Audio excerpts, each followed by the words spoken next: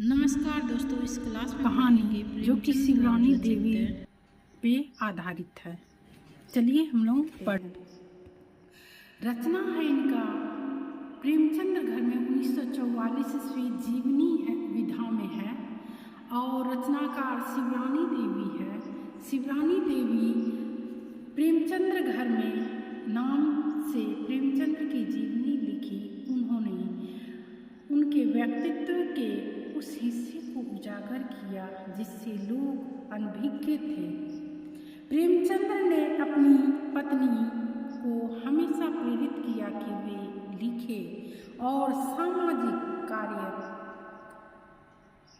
जो है ना में भी बढ़ा चढ़ाकर हिस्सा ले। अपनी पत्नी के प्रति प्रेमचंद्र के मन में अगाध प्रेम और सम्मान था। जीवन के अंतिम क्षणों में भी उन्होंने साहित्य रचना का साथ नहीं छोड़ा था। पत्नी के उनका लगाव और भी बढ़ गया था पत्नी के प्रति, है ना। और प्रेमचंद्र की जीवनी उसके बेटे जो है ना अमृत राय ने कलम का सिपाही नाम से, मदन गोपाल ने कलम के मजदूर नाम से लिखी, जिसमें लेखक की अपनी कल्पनाएं भी शामिल की होगी। शिवरानी देवी द्वारा लिखी गई इस जीवनी का हर घटना खरा सोना की तरह है। मतलब खरा सोना मतलब इसमें कोई मिलावट नहीं है, जो है ना उसी को कहा जाता है खरा सोना की तरह। उसके आगे हम पढ़ेंगे। क्योंकि शिवरानी देवी ने उनके साथ उन पलों को खुद जिया और महसूस किया है। प्रेमचंद्र के व्यक्तित्व की साफ गोई को जिस तरह से उनकी पत्नी ने बयान किया है वह हिंदी साहित्य प्रेमियों के लिए पठनीय है। शिवरानी देवी ने उनके अनेक के साथ बिताए, मतलब बहुत दिनों तक साथ बिताए वो दोनों एक दूसरे के साथ। सुनहरे पलों को बड़ी ही सहजता के साथ लिखा है। उसे शायद ही अन्य साहित्यकार लिख पाता। उनके लेखन में भावनाओं का कहीं अभाव नहीं है और न ही उनके प्रवाह में कोई कमी नजर आती है। शिवरानी देवी को इस बात का मलाल रहा कि वे अपने पति की महानता को मरणोपरांत समझ गई, मतलब समझ पाई थी। प्रेमचंद्र के पिता का नाम अजायब राय और माता का नाम आनंदी देवी थी। प्रेमचंद्र को उनके पिता मुंशी धनपत राय तथा चाचा ने मुंशी नवाब राय नाम दिया था।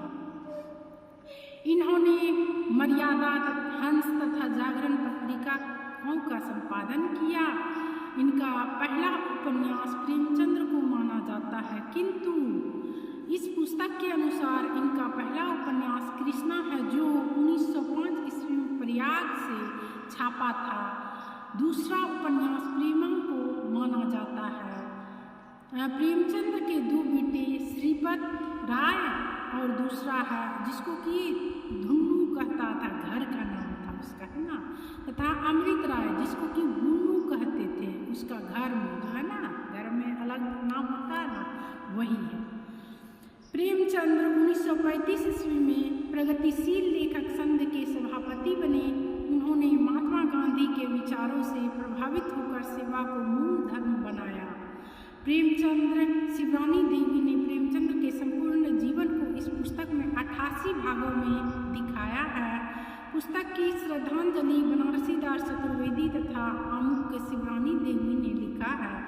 हिंदी साहित्य में प्रेमचंद्र की एक जीवनी प्रेमचंद्र घर में 1944 ईस्वी है। दूसरी जीवनी उनके पुत्र अमृत राय ने कलम का सिपाही 1962 ईस्वी लिखा है। तीसरी जीवनी कलम का मजदूर 1954 ईस्वी में श्री मदन गोपाल 1919 ईस्वी से 2009 ईस्वी में लिखी है। मूल पुस्तक अंग्रेजी में लिखी गई थी, बाद में श्री मदन गोपाल ने हिंदी में अनुवाद किया। प्रेमचंद्र की मृत्यु के बाद विलाप हृदय को छू लेता है कि जब तक जो चीज़ हमारे पास रहती है तब तक हमें उसकी कदर नहीं होती, लेकिन वो हमसे ओझल हो जाए तो हमारा मन पछताता रहता है। फिर हमारे पास दुखी होने के अलावा और कोई विकल्प नहीं बचता है। इसी के साथ मैं प्रेमचंद घर में शिवानी देवी का कहानी समाप्त करती हूँ। मिलती हूँ नेक्स्ट क्लास में। धन्यवाद।